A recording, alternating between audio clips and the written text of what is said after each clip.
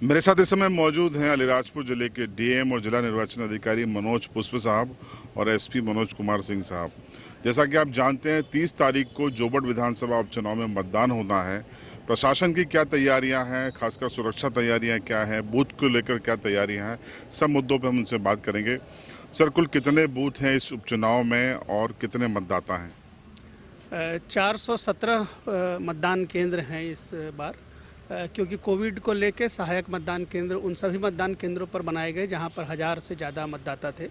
तो 325 मतदान केंद्र थे जो मूल रूप से थे और 92 सहायक मतदान केंद्र बनाए गए हैं। तो आज की तारीख में 417 मतदान केंद्रों पर लगभग 2,75,000 मतदाता अपने मताधिकार का प्रयोग करेंगे। तो सर, इस दौरान कुछ मतदान केंद्रों को क्रिटिकल माना गया है और वहाँ क्या किस तरीके की सुरक्षा होगी? बॉर्डर के जो कुछ मतदान केंद्र हैं और कुछ लोकल लेवल पर इश्यूज़ रहे हैं पहले कभी, तो उसको लेकर हम लोगों ने 59 ऐसे मतदान केंद्रों का चयन किया है जो क्रिटिकल हैं। उनमें एक्स्ट्रा पुलिस फोर्स और जो पैरामिलिट्री फोर्स है उसकी डिप्लॉयमेंट की गई है।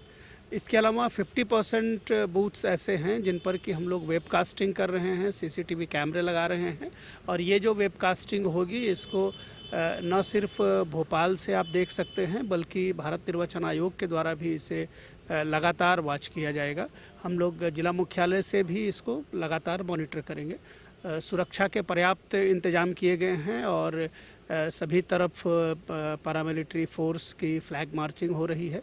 सभी बूथ पर सारे जो हमारे जितने भी पॉइंट्स हैं जो कि डिस्ट्रिक्ट को और स्टेट को अलग अलग बॉर्डरिंग इलाके हैं उन सब पर हमारे फोर्स डिप्लॉय हैं और जिन स्थानों का हमने चयन किया है उन सभी जगहों पर पर्याप्त सुरक्षा के इंतजाम है। जो 57 ऐसे पुलिस के टीमें बनाई गई हैं जो लगातार राउंड द क्लॉक अभी 6 बजे से उन्होंने अपना मूवमेंट शुरू कर दिया है। सुरक्षा के पूरे पर्याप्त इंतजाम है और फ्री फेयर और स्मूथ पोल कराने की सारी व्यवस्थाएं कर दी गई हैं। सर, मतदान का जो प्रतिशत है उसको बढ़ाने के लिए आपने लगातार अपीलें की, प्रयास किए, क्या उम्मीद है आपको? जिस तरह की स्वीप गतिविधि की गई है और हम लोग लगभग सभी इलाके में पहुँचे हैं, मतदाताओं से हम लोगों ने अपील भी की है। तो अगर माइग्रेशन का इशू बहुत अफेक्ट नहीं करता है तो हम उम्मीद करते हैं कि पोलिंग परसेंटेज बढ़ेगा। अभी ये कटाई का मौसम होने के कारण कुछ माइग्रेशन के इशू ज़रूर हैं, लेकिन हम लोगों की हर संभव कोशिश है कि लोगों को जागरूक करके और बेहतर सुविधाएं देकर और सुरक्षा मुहैया करा के हम बेहतर से बेहतर परसेंटेज लाने की कोशिश करें। एसपी साहब भी हमारे साथ में हैं, उनसे भी हम बात करेंगे।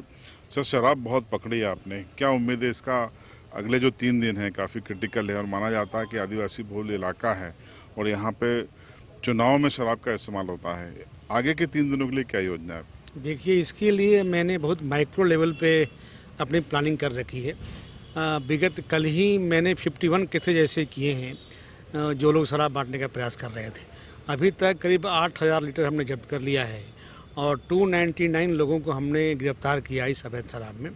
तो आने वाला जो 3 दिन का समय है ये चुनौतीपूर्ण वाकई है। जैसा ज्ञात हो रहा है कि शराब बांट करके लोग चुनाव को प्रभावित कर सकते हैं, तो हमारे 54 सेक्टर मोबाइल, 12 थाना प्रभारी, 2 STOP, कुल मिलाकर के 69 मोबाइल हमारे पूरे सेक्टर में घूम रहे हैं। उनको हमने अलग अलग गांव बांट करके और किसी को 5 या 6 ऐसे हमने बूथ दे दिए हैं कि जहां भी किसी भी गांव में इस तरह की गतिविधि दिख रही है तो हम सख्त कार्रवाई करेंगे। जो अवैध शराब बेचने वाले तस्कर हैं उनका पिछले दिनों हम लोगों ने बड़ी बड़ी कार्रवाइयाँ करी है, उनका जिला बदर भी किया है।